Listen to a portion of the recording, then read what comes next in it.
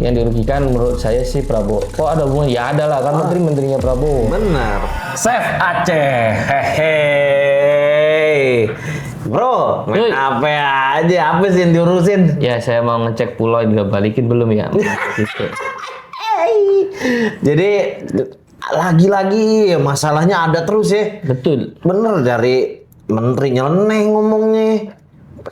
Apa reshuffle lah, apa-apa. Sekarang terus kemarin Raja Ampat, Pulau Iya, Nikel, yang kapal JKW. terus ada Iriana. kapal JKW Iriana. Sekarang 4 pulau menjadi sengketa di Aceh dan Sumut ya. Itu 4 pulau kecil itu kan sejatinya itu kan memang sudah lama. Ini yang gue baca ya. Ini dikelola sama Aceh kan. Tiba-tiba nggak tanpa angin yang gimana-gimana, Mendagri itu secara resmi mengeluarkan tuh keputusan menteri yang dimana 4 pulau itu nextnya diurus sama Sumatera Utara yang sekarang gubernurnya Bobi Nasution. Nah, Dan untuk sedikit informasi sih, tahun 2007 4 pulau Aceh sekarang ditetapkan oleh Tito ya, Mendagri miliknya Sumut. Ternyata di dalam itu ada 13 desa di Aceh Tenggara. Nah, itu wilayah Sumut era tahun 2007 ya. Itu ada 13 desa di Kecamatan Leuser, Aceh Tenggara. Dan sempat masuk ke wilayah Sumut kemudian mencair, dikembalikan lagi ke Aceh. Iya. Sekarang bahasanya sepihak lah dari Tito Karnavian, karena di kubunya Gubernur Aceh tidak sepakat. Iya, Tapi Tito langsung mutusin 4 pulau ini miliknya Sumut. Dan ditambah lagi statementnya, ternyata di dalamnya kan ada minyak, ada apa itu? Ya, migas. Nah, ada migas ya. Kalau kayak gitu kenapa nggak diolah bersama? Aduh, kita mau ngomong gatel banget ya. Kan itu punya orang, ngapain diolah bersama? Makanya. Punya Aceh. Gimana mau dibagi-bagi sih ya? Ya, kita juga bukan bilang itu. Aceh kan udah boleh dibilang masuk ke Indonesia, kan juga ada perjanjian masuk ke negara Indonesia ya. Dalam artian mereka mempunyai caranya sendiri untuk mengolah apa yang mereka punya di wilayahnya dia gitu. Jangan sampai ada desakan atau masyarakat marah sehingga mereka minta referendum, kan jangan sampai seperti itu. Iya, gitu. Apalagi kan gubernurnya itu adalah mantan ketua, Ya, mantan Panglima Perangnya GAM. mantan panglima Perangnya GAM dulu. perangnya GAM gitu kan. Apalagi itu mantan panglima dan sekarang gubernur. Dia diusik dengan itu. Warga Aceh kurang sabar gimana kan gitu kan. Benar. Apalagi yang nentuin ini sebelah.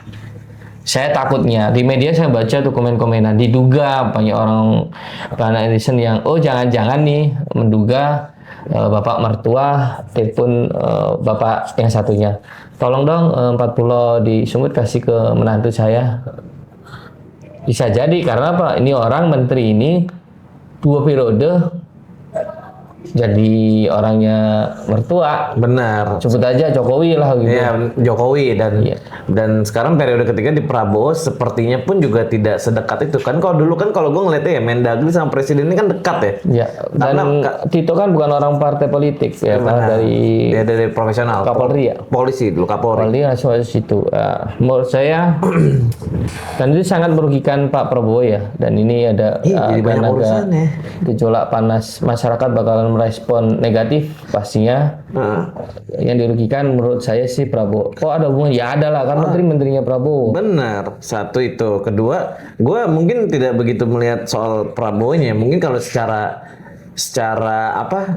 kerja mungkin bakal merepotkan Prabowo sih, karena Prabowo ini kan lagi sibuk-sibuknya di luar negeri ya. Terus tiba-tiba didatangkan dengan masalah dalam negeri. Belum lagi tanggal 19 besok dia rencananya berangkat ke Rusia, Prabowo ini untuk ketemu Putin. Dan ada yang sedikit mencengangkan itu, ternyata ini udah ada niatan nih. Kenapa? Google Maps lokal Indo itu di blur. benar. Bener nggak? Ini salah, saya yang di blue Itu mah ini tulisan nikel. ya. Itu mah nikel, enggak. Saya nggak bener lah itu nikel kan. Nikel, Kalau tapi saya salah itu. tapi kalau yang gue tanggap memang indikasi awalnya karena ditemukan migas itu kan. Iya. Dan memang dari dulu kan Aceh ini kan memang banyak sumber daya alam yang bisa diolah sama mereka sehingga mereka sempat mau berdiri menjadi negeri yang otonomnya bisa dijalankan sendiri karena mereka merasa mereka punya gitu loh. Tapi balik lagi gitu loh.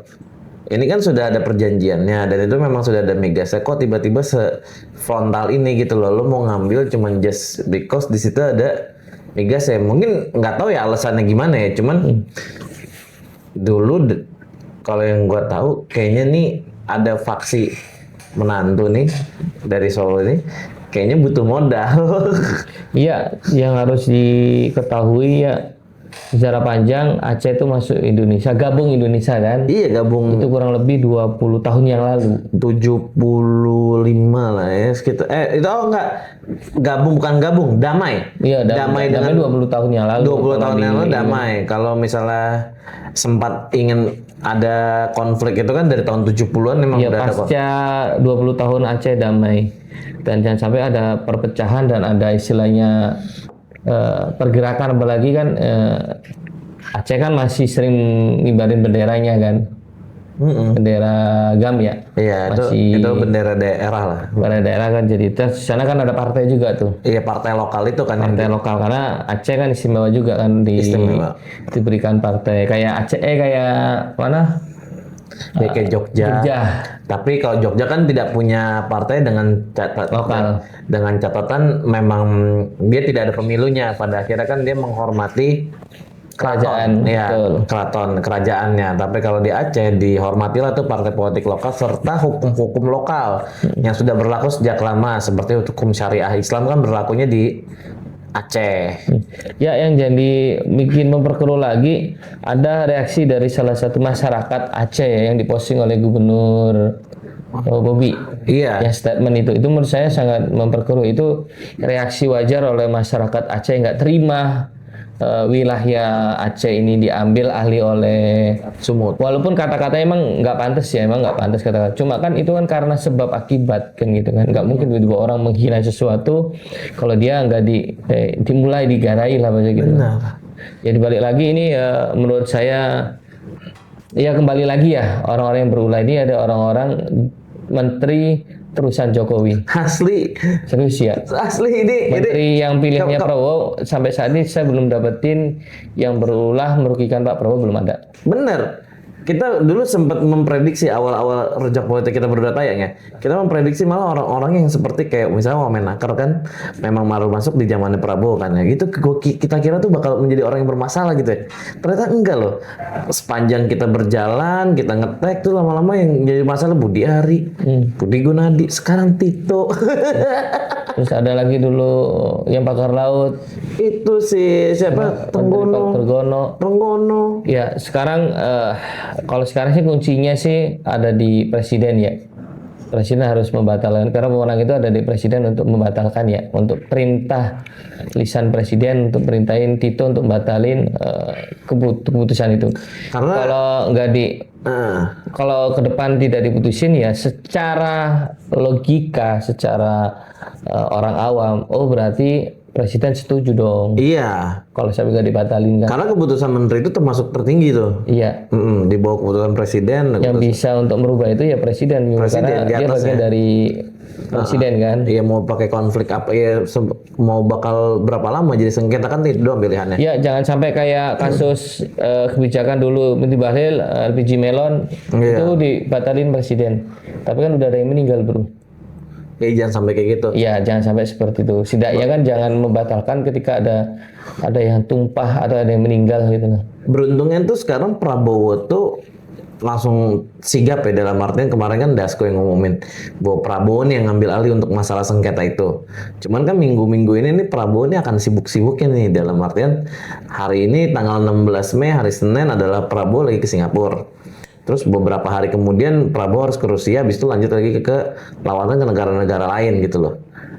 mau kapan gitu aja sih. Jadi dari 16 ke 19 sepertinya punya 2 hari time frame itu. 17 18 ini nih. Nah, ini Prabowo harus ngumumin kalau menurut gue. Iya, ya kalau kayak gitu kan terkesan Prabowo nyebokin lagi tuh. Nah, ini yang gue sedih gitu loh. Jadi urusan-urusan yang harusnya bisa selesai dengan menteri, bisa bijak selesai di meja, cukup di meja Tito. Tito juga bisa melihat dengan bijak. Pada akhirnya tuh apa-apa jadi presiden, dan ini kalau gue ngeliat polanya jadi kesengajaan gitu loh. Ya udah biarin aja ntar presidennya turun gitu loh. Iya kan, itu kan putusan Tito kan putusan yang mengganggu stabilitas ya, yang Bener, akan melibatkan presiden khususnya ya. bener. Dari kemarin kan kita bergaung isu politiknya pun cukup adem ya, dalam artian politik standar lah, reshuffle apa-apa. Setelah beberapa rentetan kasus dari Budi Gunadi, Budi Ari dan lain-lain, terus tiba-tiba tuh muncul di hari ini gitu loh, di saat-saat ini nikel aja belum selesai nih, muncul lagi nih sengketa. Jadi kayak dibikin ribut terus gitu Nah loh. ini bukan isu, udah diputusin. Udah diputusin gitu kan. Ini kan semacam kayak ya ilah jadi ribut lagi aja. Ya pemanti keributan ya, apalagi masyarakat kita sudah hidup, UMKM udah makin sulit ya, makin sulit. Terus ditambah lagi dengan gejolak seperti itu, Aceh seharusnya ketika itu memang ada potensi tambang apa migas ya, Migas. triliunan rupiah, dan bisa jadi Aceh makin makmur karena habis tsunami kan, pembangunan makin itu, ternyata kenapa harus diambil alih untuk dibagi, dan solusinya ya kita nanti bagi rata Aceh sama Sumut. Itu kan milik Aceh, begitu. Ya orang juga tahu kenapa nggak dibagi aja sama Jawa Timur, Jawa Barat sekalian, Iya, gue jadi kelola mencium. bersama katanya. Gue jadi mencium itu gitu loh. Jadi menciumnya bukan karena kepentingan apa-apa. Ini kayaknya murni politis geraknya gitu loh. Dalam artian Dan kalau ya ini harus cari tahu tuh siapa yang nyuruh itu untuk ngesain. itu, karena ini keputusan yang menurut gue nggak dipikir-pikir panjang gitu loh. Kenapa nggak waktu si mertuanya jabat ini disahkan? Ya karena dia masih bupati wali kota. Nah, karena dia bapaknya lengser, mertua lengser, dia gubernur. Nah, gue pada saat kondisi gubernur, Terus rame lagi komentar itu perihal balas jasa di buku merah. Gue nggak berani ngomong sih. nggak sama, gue juga Ya karena nggak baca mau. komentar kan, ini jangan-jangan ada urusan sama catatan buku merah yang di KPK disobek dulu ya. Iya. Aduh. Ya bisa jadi, bisa jadi mertua dari orang ini telepon diduga seperti itu, iya. Kenapa dia berani ngambil itu ya, karena ada kesinggungan, ini menantu bro, dulu ada blok Medan, sekarang ada blok Aceh Singkil, Iya, Singkil. ya kan? Iya, Singkil itu. Yang itu ada 13 desa dan itu pendudukannya itu warga Aceh. Terus ketika diputus ini, ketika dia jadi sumut. Iya. Hebat ya. Keren. Jadi kalau baca komentar juga gue jadi kayak Ya, mereka kebanyakan saya baca komentar di podcast manapun, di YouTube apa atau di berita, rata-rata, oh jangan-jangan ini balas jasa dia ditekan dengan alasan buku merah. atau misalnya sesimpel kayak kayaknya Bobby butuh Ya butuh amunisi karena apa? Untuk mungkin 2 periode bisa jadi untuk karena di periode, atau misalnya mensokong APBD-nya abang, kecil lah, kita kan nggak tahu kan. mensokong abangnya dia gitu loh dalam jadi wapres kan juga butuh sampai saat ini kan Gibran juga kan tidak punya partai politik ya, otomatis kan butuh ongkos politik Ya, yang lebih masih ekstra gitu loh. Kalau mungkin kalau di parpol mungkin bisa saja gitu loh, urunan lah sistemnya gitu loh, yang gue paham ya. Ini kayaknya bisa aja nih mereka Gibran tuh nyuruh, nah lo nyari di sini, nyari di sini. Cuma sekarang kan belum ada. Dan kembali lagi ini ditekel oleh Bapak Sumi Dasko. Dia harus menjelaskan itu. Dia harus menjelaskan ini, dan akhirnya jadi Prabowo yang ngambil, Prabowo jadi ngebokin lagi gitu loh. Jadi permasalahan ini gini-gini lagi. Kuncinya sih kalau kita dari orang awam ya, intinya ya, kalau Prabowo macan Asia nih, kalau dia berani nih, ya walaupun kita bukan orang politik, tahu ke dalamnya ada kunci mengunci atau ada istilahnya apa namanya, take and give atau dikunci kasus atau apa. Kalau Prabowo berani menggeser menteri terusannya Jokowi, dan notabene itu orang-orang yang tidak kompeten di bidangnya, Maka saya pastikan Prabowo orang yang tegas, yang berani. Tapi kalau Prabowo nggak berani seperti itu, ya saya beranggapan ya Prabowo sama aja. Nggak ada bedanya, cuma geser Jokowi ke Prabowo gitu doang. Bagaimana jika Prabowo ini strateginya adalah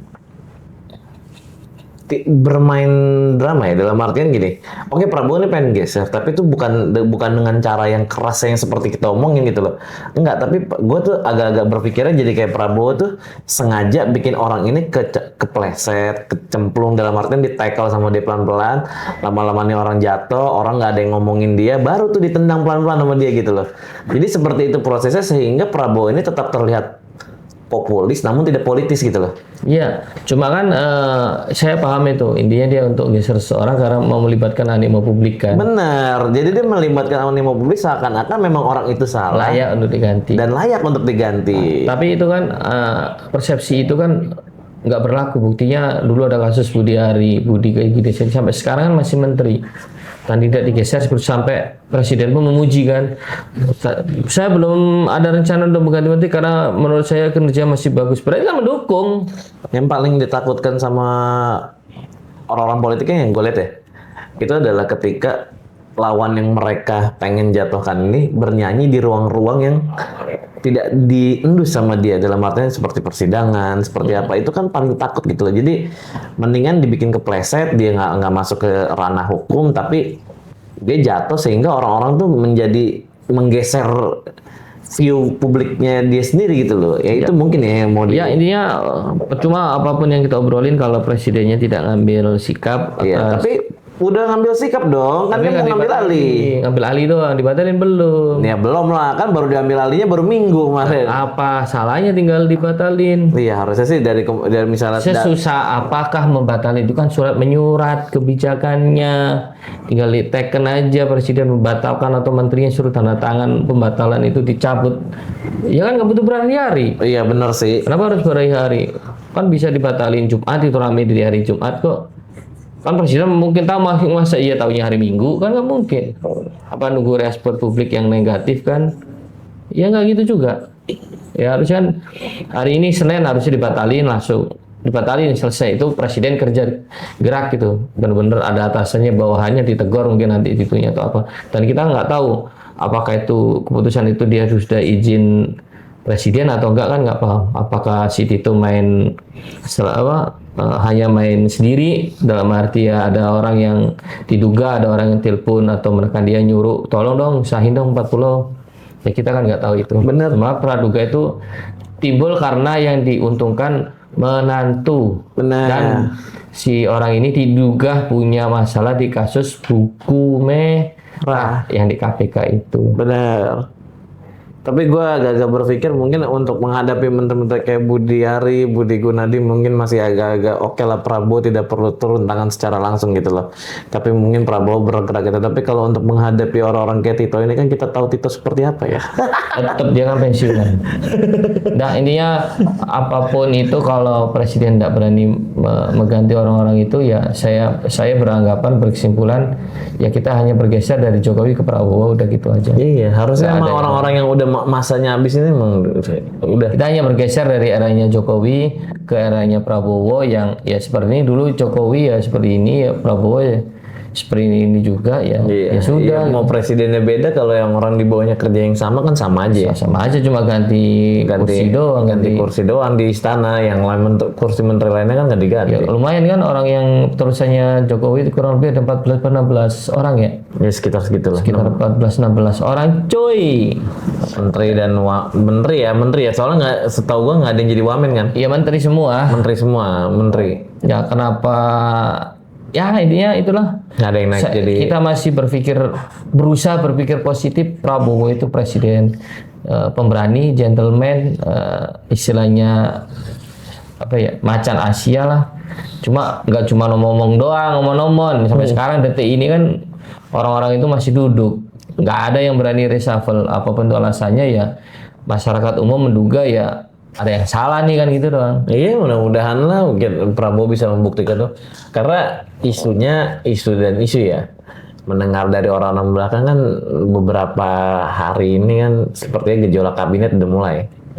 Ya siapa yang diganti, siapa yang digeser ya mudah-mudahan secepatnya lah. Ya tapi ya kasus sih, jangan lupa kasus kunci perkuncian. Iya ya. Udahlah, sampai jumpa di episode berikutnya.